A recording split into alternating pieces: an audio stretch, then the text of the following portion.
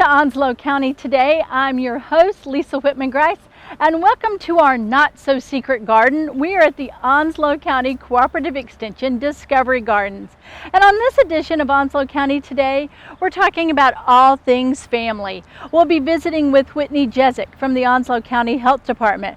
We'll also speak with Kim Winston from Onslow County DSS, Carolyn Dunlop, also from the Department of Social Services, and Evelyn Denice, all talking about how we can help those families in our community. We'll visit with Jennifer Montefort from the Onslow County Department of Animal Services, not about our regular family, but our furry family members. And we'll also visit with Amanda Crompton, who's going to give us a tour of this beautiful garden. As always, we're so glad you're joining us for this edition of Onslow County Today.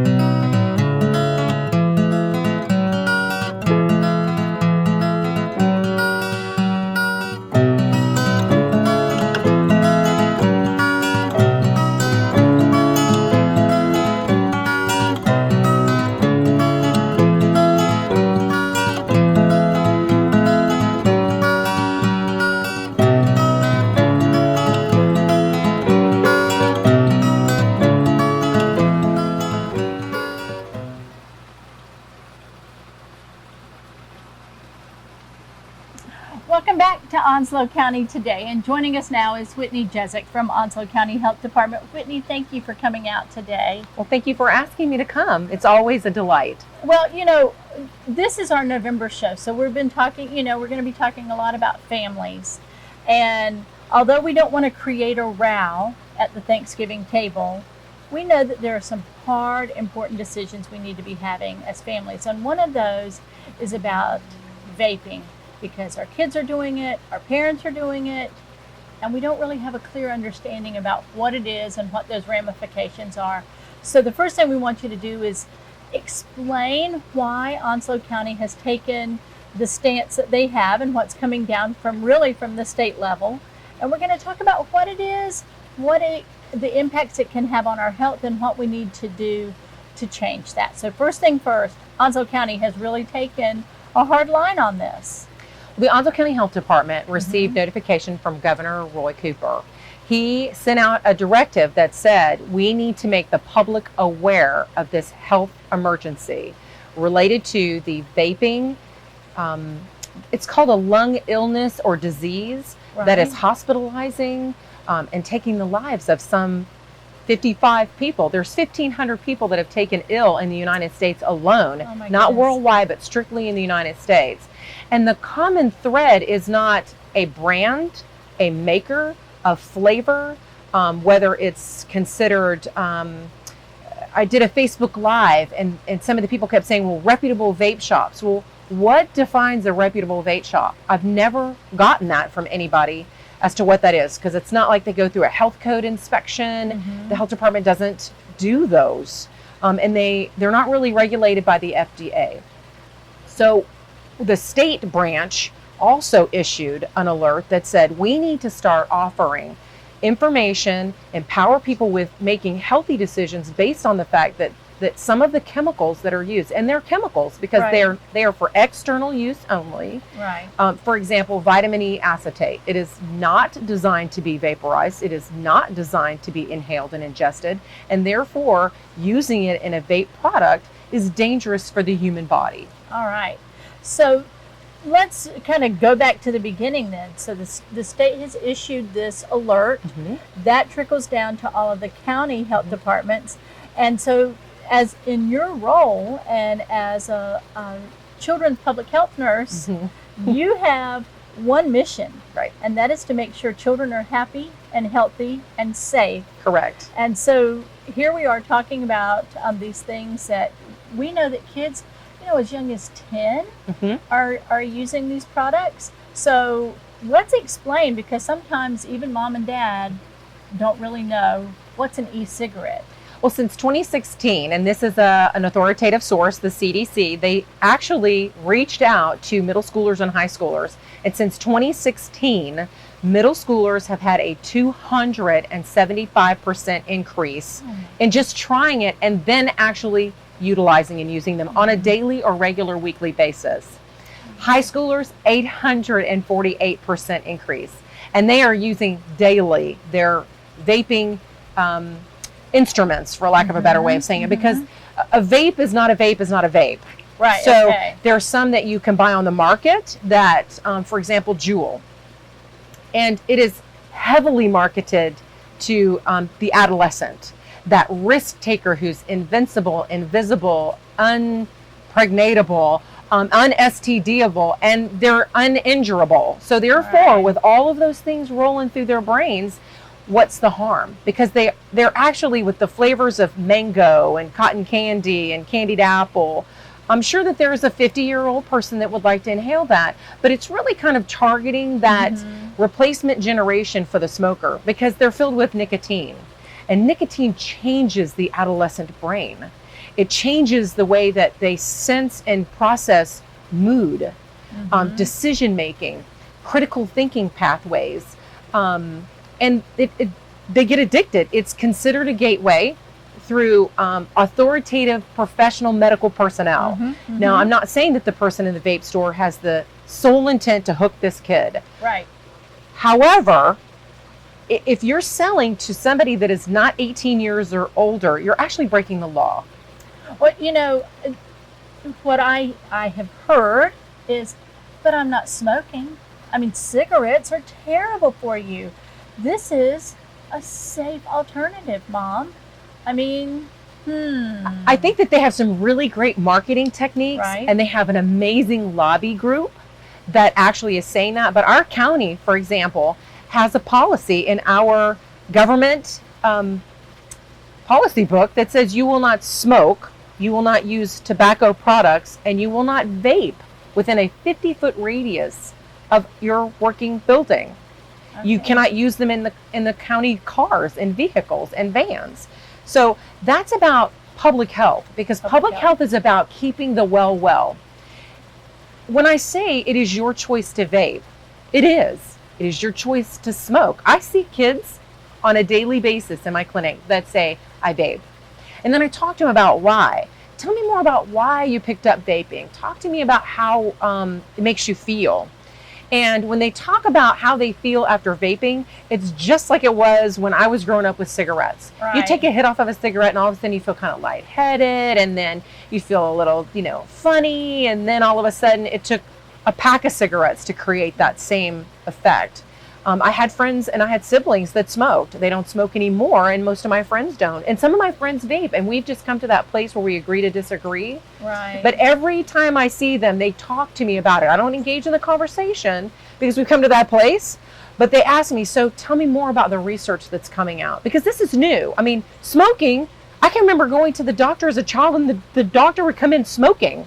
Right. And he would talk about it helps you relax. Well, that same technology is now pushing the Virginia Slims of yesteryear is now a vaping of some either rock hard man or some fabulously chic, beautiful woman talking about how it helps her relax or him relax. And when you talk to the kids, it's to fit in. It's that peer pressure. And then all of a sudden, peer pressure turns into an addiction because they're addicted. If you take their Juul away from them, it's like taking their phone away from them. They have true withdrawal. The phone issue is the brain, but the Juul is a physical addiction to nicotine, and it's the chemical changes that have occurred in the brain that have now hooked you to it. In a brain that is still nebulous. So 25. Now, we talk about that physical withdrawal, but there are, and as this emergency has let us know in the last few months, as we've really been hearing much more about this, is there is significant, irreparable, sometimes fatal damage that is done to the respiratory system. Let's talk about what you're seeing medically as an effect as a result of this. Now, full disclosure, the health department does not see sick children. Right. We see well children.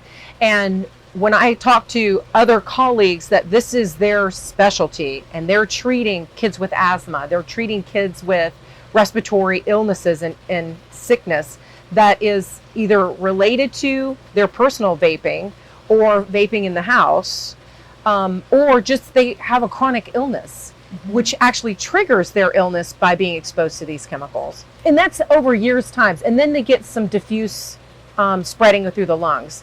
When you look at an x-ray, a chest x-ray of somebody who vapes, it's all throughout the lungs because the particles are spread farther apart and they're smaller. Some of the people that they have done the biopsies on their lungs, they have glass particles. I mean, what is glass particles doing in your lungs? Somebody made them small enough because it's not a regulated system of producing the e-juice or creating the vape juice, whatever you want to call that liquid that you're pouring into your vaporizing instrument and inhaling into your lungs. And they talk about making these big vape clouds and doing all these vape smoke tricks. Right. You have to have a great deal of inhalation to be able to exhale that and create these smoke rings and all these things that the kids think are cool. Well, you know, you talk about the distribution, if you will, of the chemicals of the vapor through versus smoke. And certainly we all, you know, you read the package, the warning on a pack of cigarettes, you know, dangerous to women who are pregnant, chronic illnesses. We all think immediately cancer or emphysema. But this, the diseases, the impacts that we're seeing from juuling, one, is not over a significant amount of time, and two, very, very different in its in its character. And Juul is a brand name. Right. So to create an even scarier picture, because people say, well, they added synthetic marijuana. Well, not all of them did. They bought it from a non-reputable vape shop. Well, not all of them did. So out of the 1,500 people that were sick and the 33 people that have died since October 15th back when this all started is vaping. That's the common thread. It's not a manufacturer. It's not a flavor. It's not a brand. It's not an age. It's not a chronic illness. It's not an ethnicity. It's not a gender. It's vaping. And the concern for me as a public health nurse is that it's being branded as a safe alternative to smoking. And it's not. And people go, well, you're saying that because you just don't know. You're exactly right. We didn't know about cancer and smoking, cancer and dipping, cancer and chewing for years, until we had enough data. And I reference back to the Facebook Live. Somebody said, well, what medical journals are you reading this out of? They're not in the medical journals yet, because by the time you get to a medical journal, you have had a problem for a period of time, because you have to have research, you have to have study, then you have to have validation of that so that it's from an authoritative system and unit of information, so that we're not saying that this is all evil and bad. Because ironically, in the 60s, the medical profession actually developed e-cigarettes. And we did it so that we could deliver medication safely. And then we learned it wasn't safe. Not safe. The instruments weren't safe.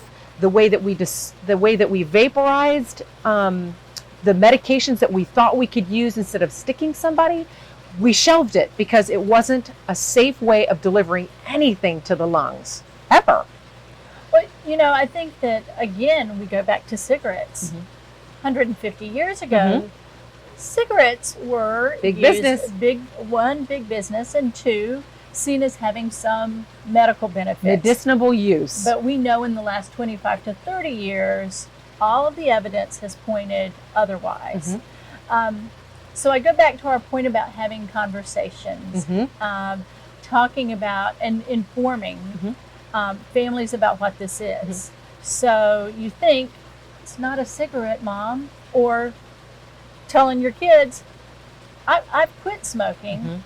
And in fact, we've not had those conversations. Correct. So you mentioned coming to a place with your friends, and yet they're still very, very curious, because now the concern People are dying. People are dying. Yes. So what do you recommend as a public health nurse who specifically is aimed at caring for children. Right. How do you start that conversation? Well, I guess the thing for me is if you're an adult, that's, children are seen and not heard. Well, we know that's not completely accurate. And that do as I say, not as I do is completely inaccurate, because your children are going to emulate many things that you do. Because there are times as adults, we've looked in the mirror and go, oh my God, I'm my mother.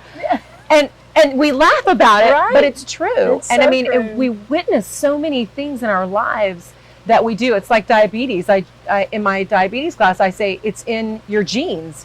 It's in your GEANS, the kind you put on your bum, not your GENES, because it's those cooking habits and those habits of exercise and those habits of wellness and regular physical exams that we kind of follow through with our parents. If your parents did it, you most likely will do it. So that's why type 2 diabetes runs in families. Smoking is very similar. Both of my parents smoked when I was growing up, and one of my siblings smoked. And she quit. She said it was the hardest thing she ever did in her life because of that addiction to the nicotine. And people go, well, I don't have any nicotine added to my vaping system, juice. Okay, so why are you doing it then? They have a habit. And habits are very hard to break. They are. I mean, we all have different kinds of habits. Some are good, some are not so good. So the conversation can basically start with just saying that I love you enough to have this conversation. Whether that conversation is with yourself in the mirror, I love you enough to say that I'm a mother, I'm a wife, I'm a husband, I'm a boyfriend, I'm a father, I'm a grandfather, whatever it is. I love that person in the mirror enough to say, 55 people have died for an unknown reason, all related to this instrument I'm holding in my hand, that I can put down and say, there's a healthier choice, there's a better choice. The Quit line offers free patches. They offer counseling. They'll call you on the phone and go, hey, how's your day going? They'll send you text messages, encouraging you. And it's hard. If you fall off the wagon, just don't let the wagon get too far. It's like exercise. Where are days that we don't feel like exercising? There are going to be days that you really feel like you need that. And that is that habit you're trying to break, but it's also the addiction that you're trying to break. And we give people medications for addiction. We give people counseling for addiction. Don't think that it's anything other than a behavioral and chemical dependency and addiction. Well, you've brought it full circle. As you always do, Yes, Whitney. thank you. As you always do. We start with a conversation. We've got the data. We're gathering more data. We've got the information. And now you're sharing it. And now there's a point where we have to take action. Exactly. We have to take action at our own dinner table, in our own communities, in our schools, in our workplaces, and keep sharing that word. Whitney, if folks want more information, if they want to reach out to the Onslow County Health Department or the Quit line that you mentioned, what are some resources? Where can we look? Well, you can go on our Facebook page, because all of the information the statistical information that I quoted today and some of the handouts that I use to kind of start this conversation with you, just to say, hey, this is a concern of ours at the Onslow County Health Department. Let us talk about it. Let's sit down and have a conversation, or in this case, stand in this beautiful park and enjoy a breath of fresh air and share that information. You can get it on our website. You can get it on our Facebook page, and I'll have it posted before close of business day today. Wonderful. And we always we welcome conversation with people. We do smoking cessation at a certain level. We talk about it and then we connect you to those resources. But then again, you have to realize public health is about keeping the well. And if we don't give you information that is fact, not driven by fear, these are statistical information that's being handed down by authoritative sources to us. And our governor is greatly concerned. You have states that have literally pulled every bit of their e-cigarettes from the market in their states.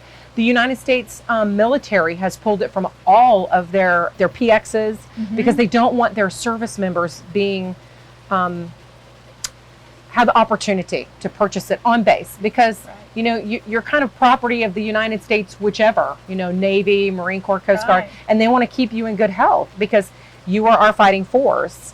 And through that, they've taken away a little access. But most of all, it's really about quality of life and quantity of it. I don't want you to be number 56 in the United States because you didn't think it was something that could happen to you. The girl in Colorado, who was the first person that fell ill to this, wrote a beautiful story. And she talked about how if she could go back, you know, it's that Younger Me country western song, and told herself, don't do this. Don't do this, because she now has permanent lung damage that she tells in her story, that she spent days in ICU, and she now has a changed body and life expectancy because of this severe lung injury that she got from her vaping. And she'll be the first one to tell you it. Well, Whitney, thank you. Thank you for sharing that story. Thank you for having me. And always, thank you for caring about the kids of Onslow County and their wellness as much as you do. Thank you.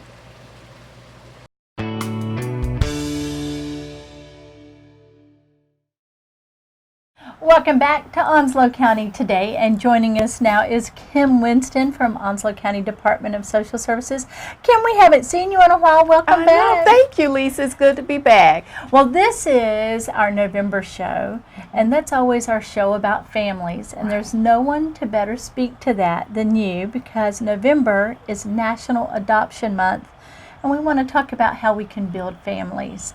So first things first, talk a little bit about Onslow County DSS's role in creating adoptive families. Okay, absolutely. Our role in creating adoptive families is that it comes from our foster parents, licensed foster parents through the agency, and our children who are in foster care.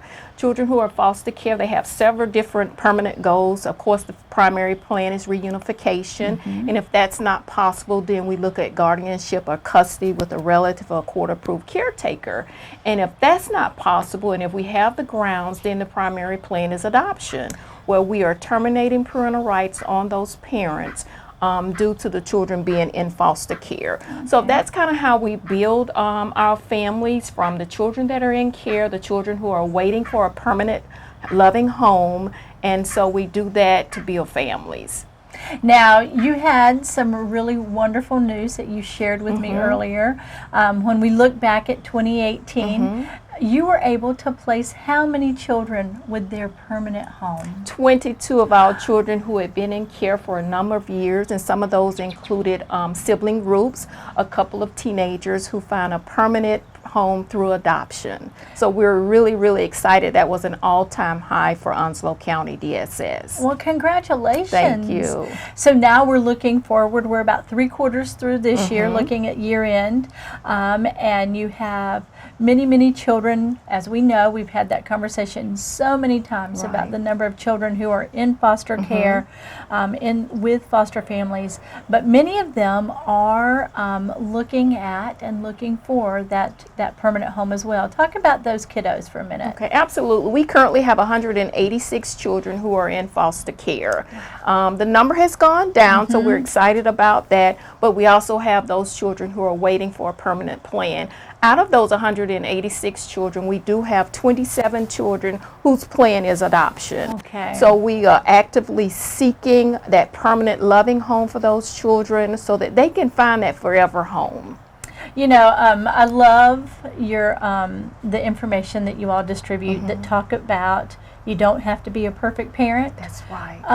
Talk about and share with our viewers about your families that are foster families that are looking for that permanent placement, and what you do to work with them to understand, if we were perfect, gosh, you know, that's not our plan either, but to be a family. Talk about how you help with that. Absolutely. Well, our foster families, first of all, they have to go through a 30-hour training curriculum. It's a trauma-informed partnering for safety and permanence for our children. So it talks about the children that come into care. All of our children that come into care, they've either been neglected or abused or abandoned. So they have issues. So we're teaching and training our foster parents on how to deal with that trauma. We're training them on how to do shared parenting, because a lot of times parents want to be involved. We're training them on the behaviors that these children will encounter. You know, our children are not perfect, and we're not looking for perfect families. We're looking for somebody that's able to open up their heart,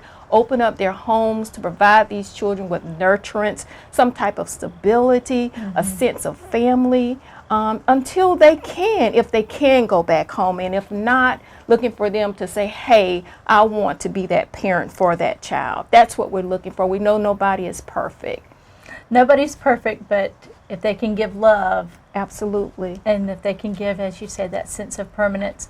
I know that you all also continue to provide guidance and assistance after the adoption process, Right. that you're there as a resource. What do you hear from your families once they've made that new bond?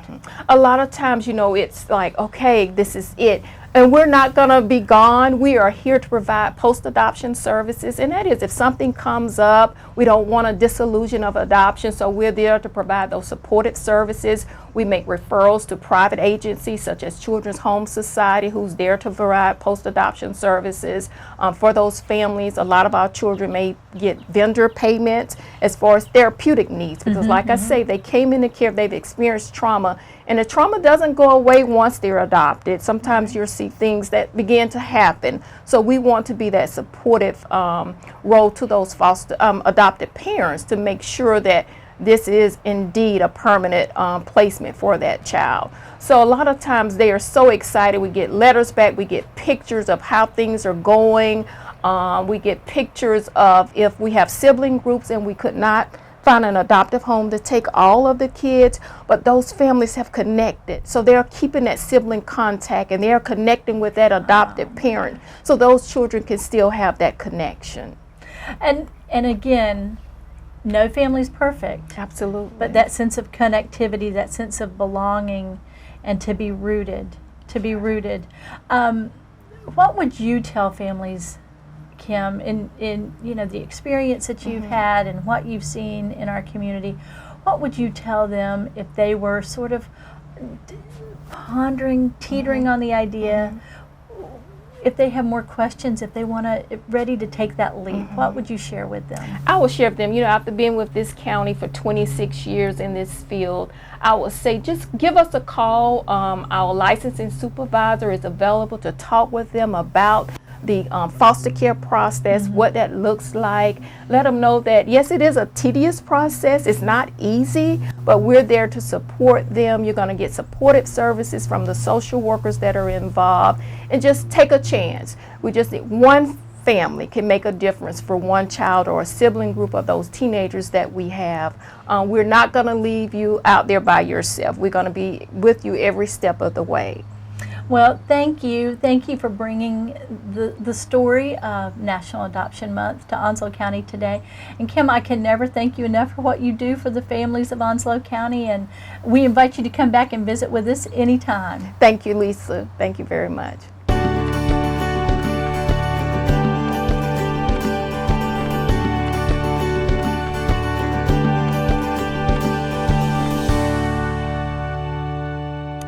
Welcome back to Onslow County today, and joining us is Carolyn Dunlap from Onslow County Department of Social Services. Carolyn, welcome back. Thank you. I'm glad to be here, Lisa. We had this beautiful fall day, and we're thinking about the holidays and family time, and you all have a wonderful program called Angel Tree, and we want to know all about it. We want to know what it is. We want to know who benefits from the Angel Tree program, time frame, things like that. So first things first, What is Angel Tree? The Angel Tree program is actually a program that helps our children, Onslow County's children in foster care, receive Christmas gifts for Christmas. It was a program that was actually organized by one of our foster care licensing social workers many years ago, over 20 years ago. Okay. And when you think about over 20 years, how many children are in Onslow County foster care? I mean, Kim shared with us about 180 this year alone. Over the course of 20 years, the number of lives that have been touched by that program, I can't even imagine the memories that those kids carry forward about that. Do you hear from kids who have participated in Angel Tree and what it has meant to them? Well, once in a while we do hear from kids who have participated in the program and received gifts. gifts, they're really appreciative of receiving those gifts and being thought of. Because some of the foster children feel that no one is there for them. So this is something that really reminds them that they're loved, and we do think about them always. Now, if members of the community want to participate in Angel Tree, how do they go about the process? We have Christmas trees in several businesses in Onslow County. We have a Christmas tree that will be set up in Jacksonville Mall, a tree that is set up at Onslow Spa Fitness. We have Christmas trees that are set up at all of the Onslow County libraries and also at our Onslow County government complex. So what we do with the angels, they have the names of the children, their ages, and favorite items that they want for Christmas. It can be toys, electronics, or clothing. Now, when they pick those angels, I know that there's a time frame involved because we need to get them back to you so that they can be delivered in time for Christmas, for the holidays. So what is the time frame that we're looking at? When the angel is selected by an individual, our time frame, we would like for the gifts to be delivered at Onslow County Department of Social Services, Consolidated Human Services, no later than December 13th. Okay. So we got about 6 weeks that we can spend picking out just those perfect gifts that the children have put on their wish angels, if you will, and we want they've got sizes so that if we pick out clothing for them. Yes. Now, what about how you would like them prepared? Can they be wrapped, or do you need them unwrapped? What's the best way when we deliver them? A lot of the gifts are received in gift bags. Okay. I think those are perfect. If not, then the gifts can be wrapped, but we'd like to know what the gift is actually. Okay. So do we attach the angel back to it? Is that the best way when we check them back in with you all? Yes. Please make sure that the angel that you selected is attached to the box. We do need that. Now, sometimes when we've talked about this in the past, when we think of Christmas morning, we always think of little kids, but those preteens and teens like surprises and like Christmas just as much, and I know that your angels don't just include littles, there are bigs in there too. Talk a little bit about how important it is for a child who may have dealt with trauma, dealt with neglect, to have this magical moment. It is a very magical moment for the child. We do have teenagers in foster care also. And these gifts mean a lot to our teenagers also because they feel that they are actually thought of. Children who come into foster care have been traumatized. So we want to make sure that every child receives a gift on Christmas Day. That is a time when there's a lot of happy feelings, happy moments. So including our teenagers also, we don't want to leave them out because they're very important also. Okay, so Angel Tree this year, the trees will be in place a little bit later in November. They can pick them up. They can select an angel from any of our libraries, from the mall, from the government center. Select that angel, be that elf, be that special Christmas elf for those kiddos. Put them maybe in gift bags, wrap them, attach the angel to them, and then take them back to CHS. And then the wonderful front desk folks there, who are just the best, will gladly direct them to the right location and collect those, correct? Yes. I'd like to provide a contact number. Absolutely. Just in case they need to speak with an individual. Please. They can actually contact me, Carolyn Dunlap. My number is 910-219-1816 if they have any questions about the Angel Tree program.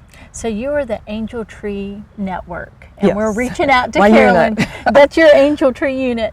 We're going to reach out to you, and we're all going to work to make Christmas a little more magical for those kids in your foster care program. Yes, we're excited. Well, Carolyn, thank you so much, and thank you for sharing the story of Angel Tree. The holidays are here. I know, they're quickly approaching. Thank you so much. Thank you, Lisa.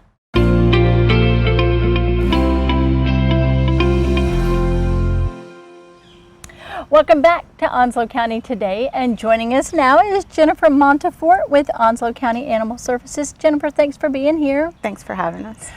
We have a lot to talk about, but we want to make sure that we hit all the high points. So first things first, you all have added a new team member there. A couple of weeks ago, you had somebody join you. Tell us about your new staff member at Onslow County Animal Services. So we're very excited to welcome Dr. Deneen to the staff. We have been hoping to add a veterinarian to our team, and Dr. Deneen came on, and we're very excited. She started 2 weeks ago, and we're happy to have her. Now, you know, some folks might not realize, I mean, with the number of animals that you all see, they don't always come in perfect health, and certainly when they're adopted out, you want to make sure that they are in good health. So talk about what her role is going to be with you all. So she'll just help us to take some extra care of our animals, be able to be in the facility when we have concerns about the health of any of our animals, help us with spay and neuter services in the facility. So we're really hoping that helps us to increase the amount of animals we get out to homes. Very good. So one more team member serving the pet community of Onslow County and their families.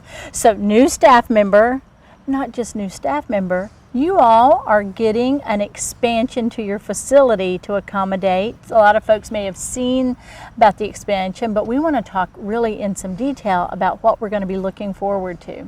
So a lot of amazing things happening at Onslow County Animal Services right now, and we're thrilled to announce the Onslow County Board of Commissioners approved a project for us for Onslow County Animal Services, and that project includes a 6,700 square foot expansion, wow, as well as a renovation of our current facility. Okay, I mean 6,700 square feet is 3 homes, essentially. I mean, for folks to get a visual about what that means. But it is a home. It's a temporary home for all the pets, the strays here in Onslow County that need that permanent home. And so that new expansion is going to provide you all with so much more opportunity to provide those services.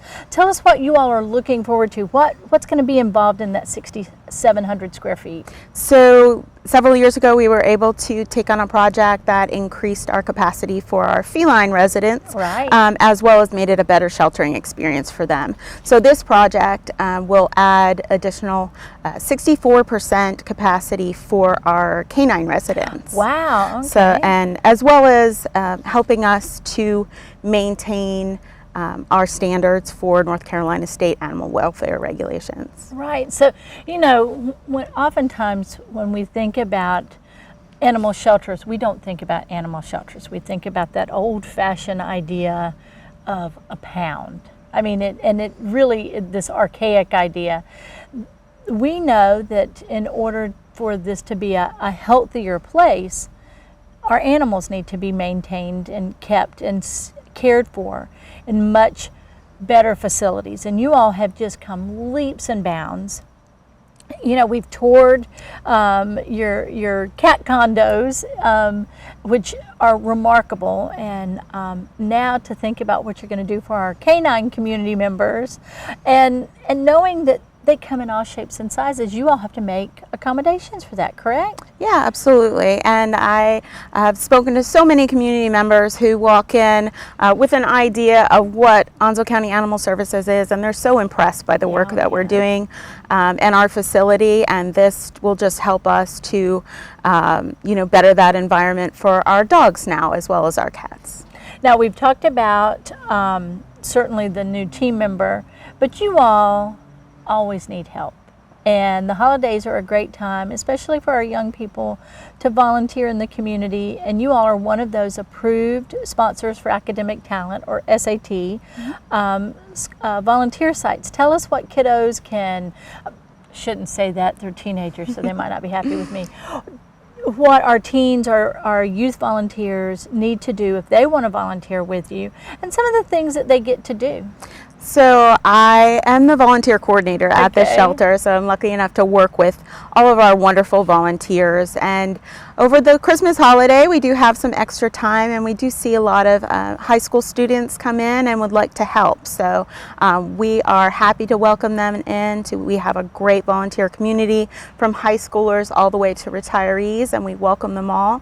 Our high school students do come in and get those hours in when they are home from school or have a break, and we welcome all that time. So they help us care for the animals, help us care for the facility, and really we couldn't do what we do without the help of our volunteers.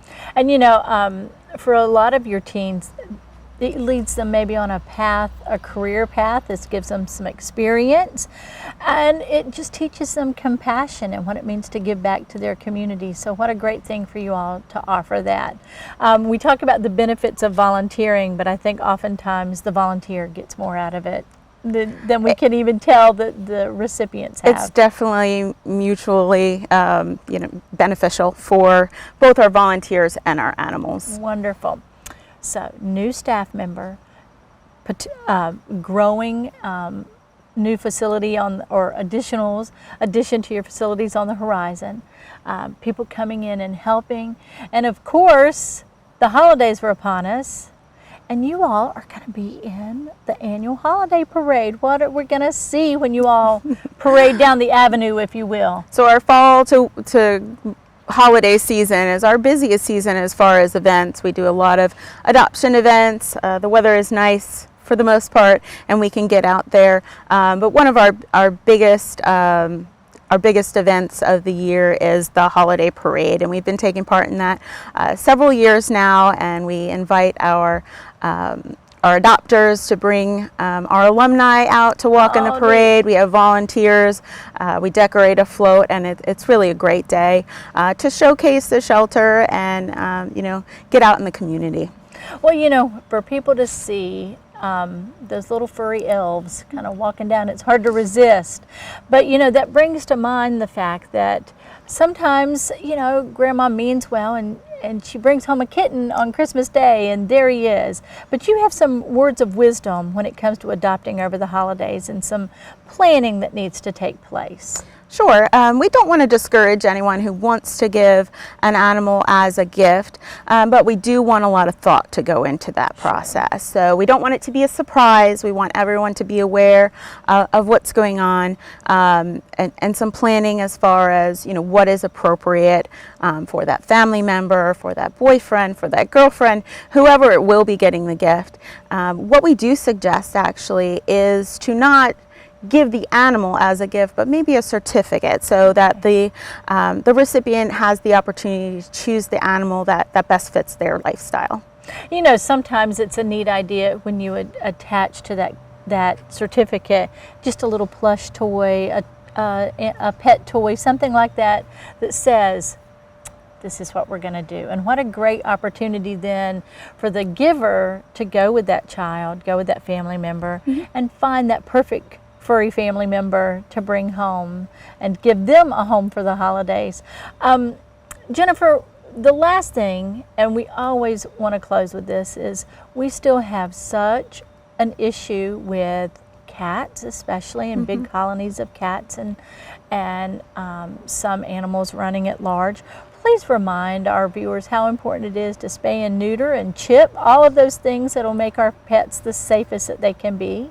So at Onslow County Animal Services, it's service, compassion, and education. So we really stress responsible pet ownership. No animal leaves the shelter without being spayed or neutered or chipped or having their core vaccines and things like that. And we want everyone who has a pet at home to do that for their pet. Provide spay, neuter, provide a microchip so that if they do get loose and come to our facility, we can get them home as soon as possible. Responsible pet ownership is the number one thing that we want to stress to keep those numbers of animals coming into the shelter down, and our community can help with that. Well, we appreciate that so much. Let's direct everybody to your social media sites and your website, because you all have an awesome Facebook presence and other ways of reaching out. But if people have more questions, want to have more information, how's the best way to reach you? So our Facebook page, and we put a lot of great information out on that page, is just Onslow County Animal Services. Our website is onslowcountync.gov/animal services, and you can always give us a call at 910-455-0182. Well, Jennifer, thank you for making this a happy holiday time for our pets here in Onslow County, and we're going to wave to you in the parade. Thank you so much.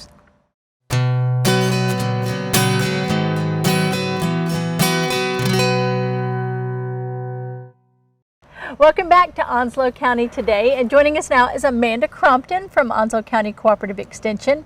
So Amanda, thank you for letting us enjoy your Discovery Gardens today, and we also have to officially welcome you to Onslow County because you are the newest team member at Cooperative Extension. Yes, ma'am. I've actually lived in Onslow County for about 13 years, but I'm the new Operations Support Specialist for Cooperative Extension.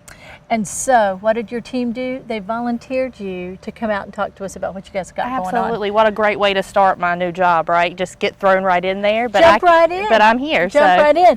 Well, you know, we love to come out here, and again, this is one of those secret places. It is. Had you been out here before you joined the team? You know, I hadn't been out here to visit. I'd heard about it, but I'd never been out here. But since I started, it's one of my kids' favorite places to come visit. They love it out here. So come out, just walk.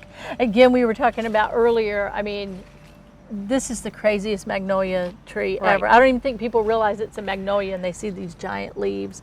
It's just beautiful. But it's fall, everything, we've got leaves everywhere. And you guys have got so much going on at Extension, so we want to take some time to visit and talk about that. First things first, because it is fall, Farmers Market's going to start to wind down in the next few weeks, I understand. It is. The Farmers Market's winding down, but towards the end of the month, they do start their holiday hours that they're open. So they're open for the holidays to allow some crafters to come in. They have the best products, handmade products Onslow County has to offer, so it's a great way to go ahead and get yourself ready for the holidays and gift giving time. Okay, so holiday market. They also, I understand, have an oyster roast coming out. They do. They have their first Farmers Market fundraiser.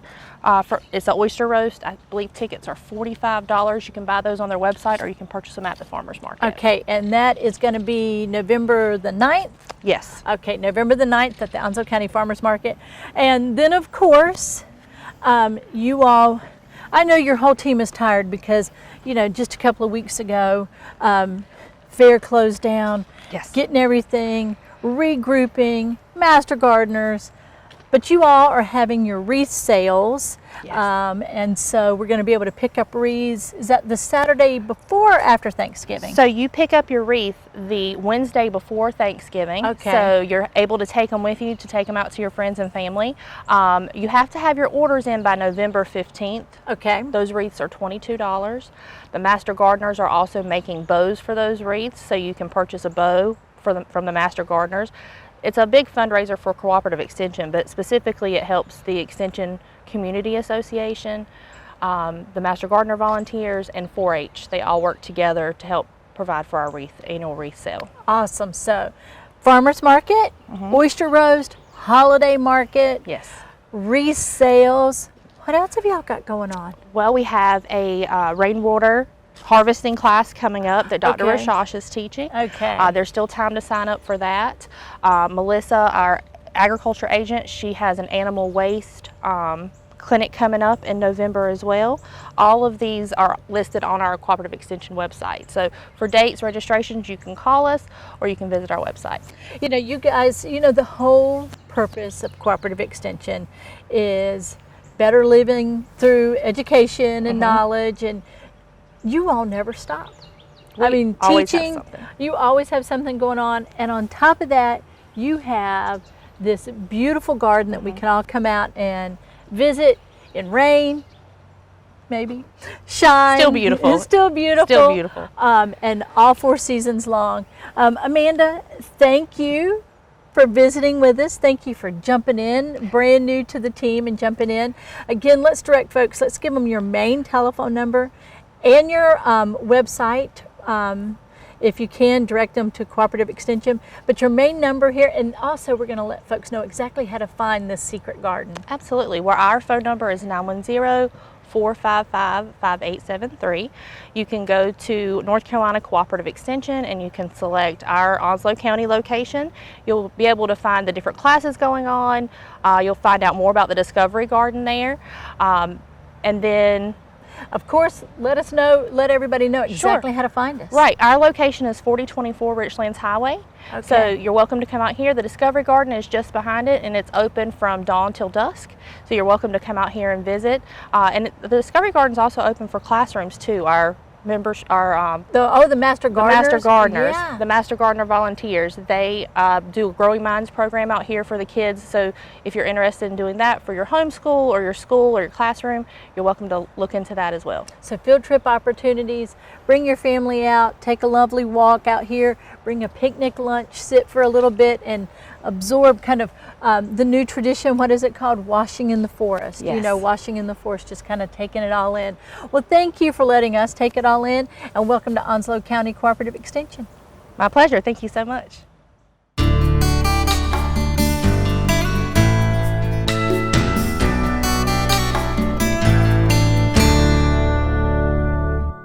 Welcome back to Onslow County today, and though it doesn't quite feel like it yet, Christmas is in the air, and we have brought one of Santa's helpers, Evelyn Denice from Onslow County Department of Social Services, to tell us about Elder Cheer. Evelyn, welcome to Onslow County today, ma'am. Thanks for having me.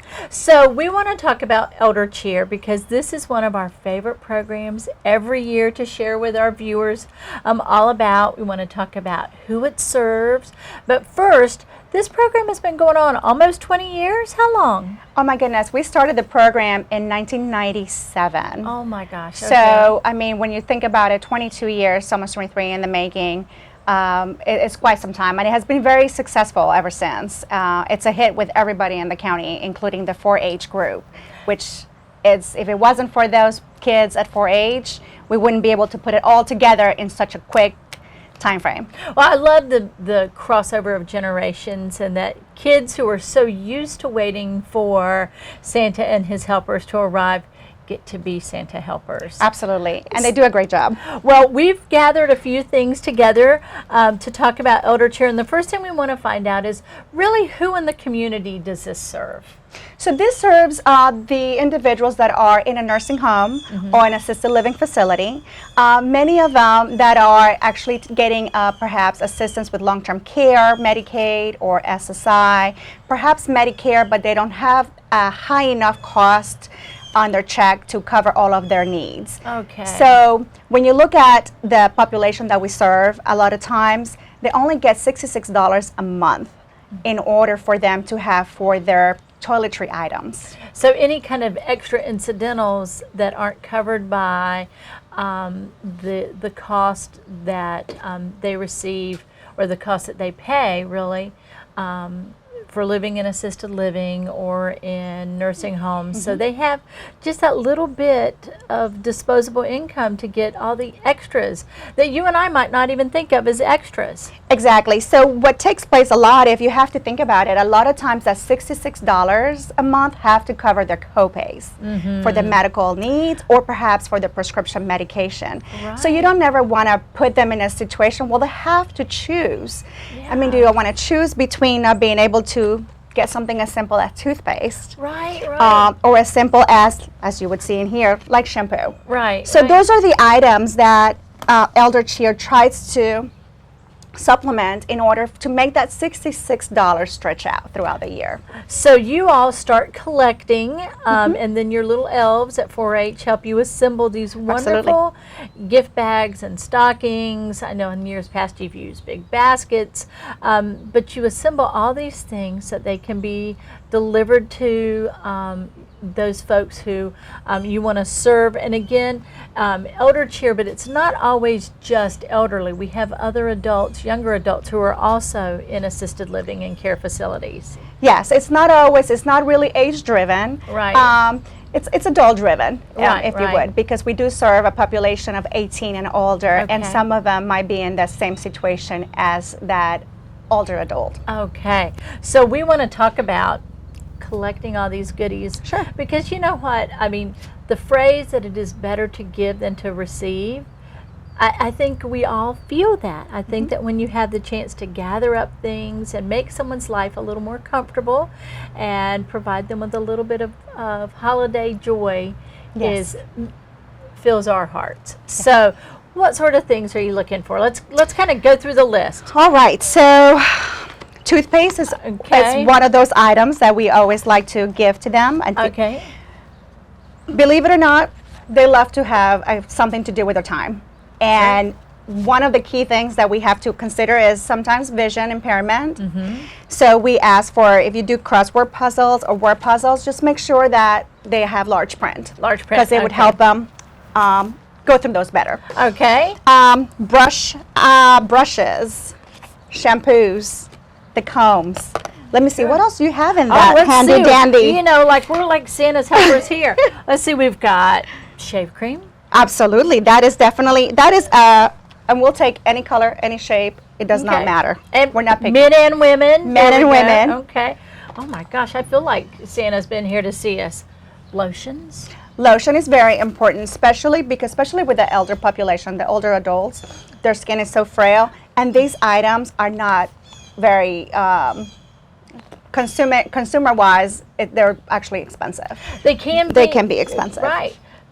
Basics again. We might consider it kind of a fundamental, Everyday like it's thing. just every day. But deodorant. We've got our little stock in here to put it in. Let's see. Some bath body wash.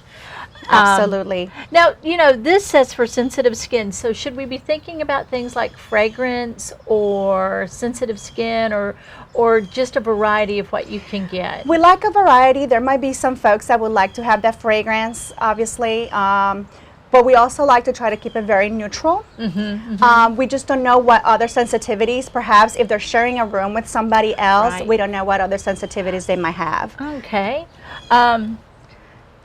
Very important. Socks, you know, socks, slippers, and they also make, these are just, you know, good little footies that slip on, but also they have the ones with the grips. Do you all like to get those? Yes, they have the one with the grips. That way, you know, we can avoid the risk of falling. Okay. That is very important. Little lap throw here. And lap throws are super important, especially for the nursing home, the older adults, especially if they are total care and they're not actually very mobile.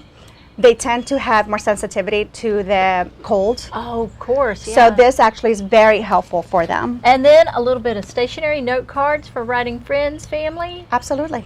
You know, in a life before email, I mean, this generation of folks still likes to just drop a note or get a note. Or get a note. Or get a note. Absolutely. So all these sort of things we can gather together.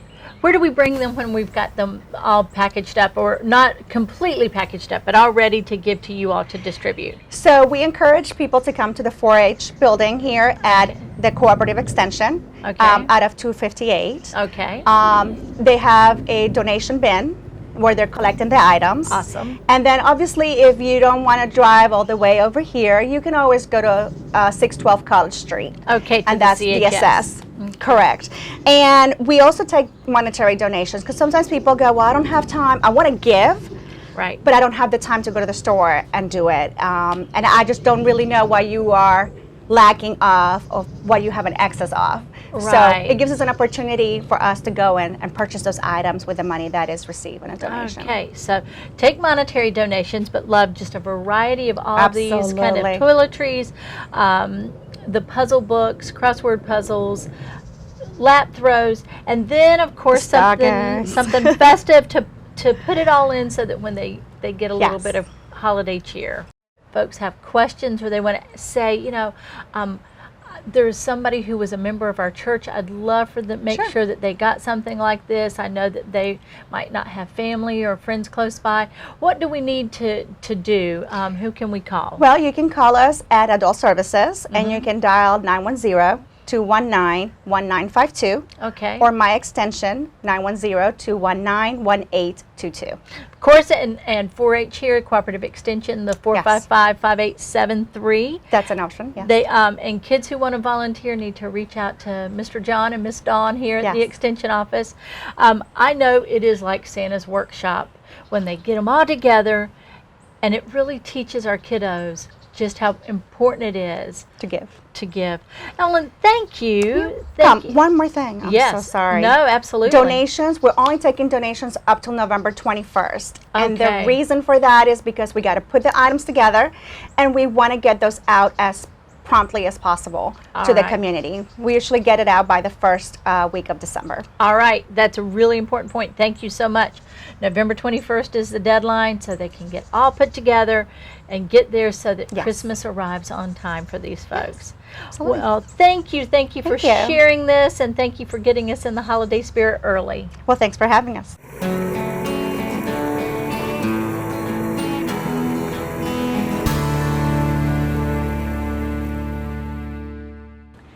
As always, we want to thank you for joining us for Onslow County today, and a very special thank you to Onslow County Cooperative Extension for opening up these gorgeous discovery gardens for us to share. Now, we also want to thank all of our guests: Whitney Jessick from the Onslow County Health Department, Kim Winston from Onslow County Department of Social Services, Carolyn Dunlop, also from DSS, Jennifer Montefort from Animal Services, Amanda Crompton from the Onslow County Cooperative Extension Office, and finally Evelyn Denice from the Onslow County DSS Adult Protective Services. It is that time of the year, the holidays are here, and it's time to remember those who are in our community who might need a little extra help, a little extra love this year. Thank you for opening up your homes and your heart to the people of Onslow County.